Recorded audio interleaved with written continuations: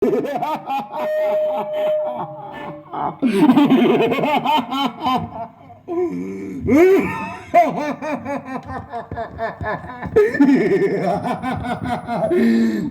స్వార్థపూరిత మానవత్వం లేని మానవుడా, ఈ భూమండలం అంతా ఆక్రమించుకోవాలని ఆశపడుతున్నావు కదా. ఆ తప్పులు ఉడకవరా, నీకంటే ముందే నేను ఈ భూమంతా ఆక్రమించేశాన్రా. నేను లేని ప్రాంతం లేదు, ఖండం లేదు, దేశం లేదు. నేను లేకపోతే నీ అభివృద్ధి లేదు అనే స్థాయికి మిమ్మల్ని తీసుకొచ్చాన్రా. ఇంటికి నేనెవరిని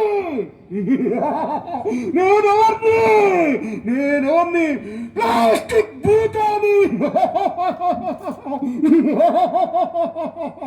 ప్లాస్టిక్ భూతాన్ని ఈనాడు అభివృద్ధి పేరుతో మీరు నీటిని, భూమిని, కొండ కోరలను విడిచిపెట్టకుండా మీరు చేస్తున్న వినాశనం నా మనువులకు దోహం చేస్తున్నారా? ఒక చిన్న గుడ్డ సంచిని మీ చేతితో క్యారీ చేయడానికి బతికించే మీరు ప్లాస్టిక్ క్యారీ బ్యాగులతో ఆధారపడుతున్నారా? మీ ఇంటిలో చాలా రకాలుగా నన్ను వాడుతున్నారు. మీరు భోజనం చేసే ప్లేట్లు, మీరు తాగే నీళ్ళ సీసాలు, గ్లాసులు, మీ పిల్లలు ఆడుకున్న ఆట వస్తువులు అన్నింటో నేనే కొనుగోలున్నాను. మీ తెలివితేటలతో నన్ను సృష్టించారు. మితిమీరిన వినియోగంతో నష్టపోతున్నారు. మీరు తీవ్రంగా నష్టపోతున్నారు. ప్లాస్టిక్ వస్తువులు ఓడి తర్వాత మీ నిర్లక్ష్యంతో ఎక్కడికక్కడే పనివేయడం వల్ల భూసారం తగ్గించి నేను పంటలు పండకుండా చేస్తున్నాను రా. అంతేకాక భూగర్భ జలాలను సైతం నేను కలుషితం చేస్తూ చాలా ప్రాణులకు ప్రాణ సంకటంగా మారుతున్నాను రా. మీకు విషయం తెలుసా? ఈ భూమి మీద 700 జాతులు అంతరించిపోవడానికి నేనే కారణం.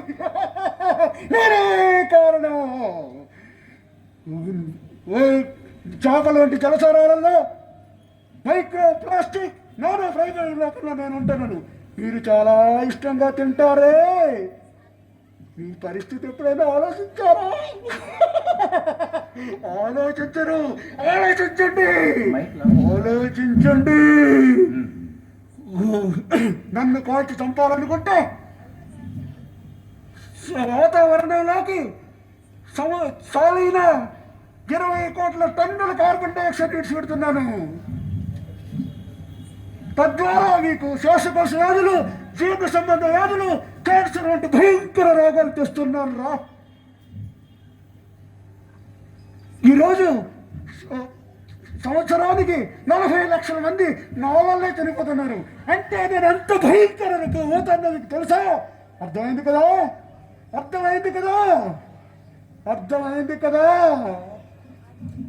ఈ కొన్ని ఉదాహరణలు మాత్రమే. నా గురించి వివరంగా తెలుసుకోండి. మీరు నాకు పూర్తిగా బానిసలైపోయారు రా. మీరందరూ నాకు బానిసలైపోయారు.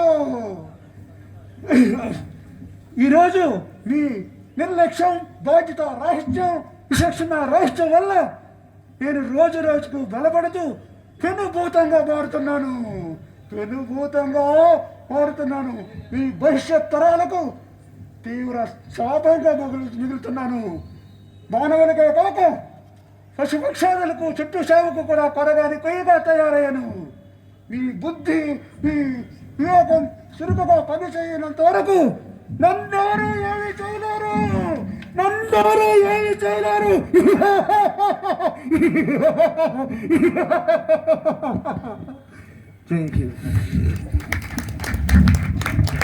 చూసావా వైకుంఠం? చూశాను బాబు, చూశాను. ఇప్పుడు ఇలా మన గోపాలకి చైతన్యం కలిగించి సమాజం చెప్తాను. నువ్వు కూడా ఈ రోజు నుంచి చైతన్యం పొంది, జ్ఞానోదయం పొంది సమాజాన్ని మార్పు కోరుకోవాలి. అలాగే బాబు. రంగయ్య, నన్ను క్షమించు బాబు. ఈసారి నేను ఎప్పుడొచ్చినా సరే గుడ్డ సంచి తీసుకొని వస్తాను బాబు. నన్ను క్షమించు బాబు. నన్ను క్షమించు బాబు. నేను చాలా తప్పు చేస్తున్నానమ్మా. ఇది చాలా భయంకరమని తెలిసి కూడా నేను ఈ పని చేయడం ఇది చాలా తప్పు. ఒక్కసారి చెప్పండి, ఒక్కసారి చైతన్యం కలిగించండి. పాలిథిన్ సంచులు వద్దు, గుడ్డ సంచులే ముద్దు, పాలిథిన్ సంచులు వద్దు, గుడ్డ సంచులే ముద్దు, పచ్చని చెట్లు, ప్రగతికి మెట్లు, పచ్చని చెట్లు, ప్రగతికి మెట్లు, పచ్చని చెట్లు, ప్రగతికి మెట్లు.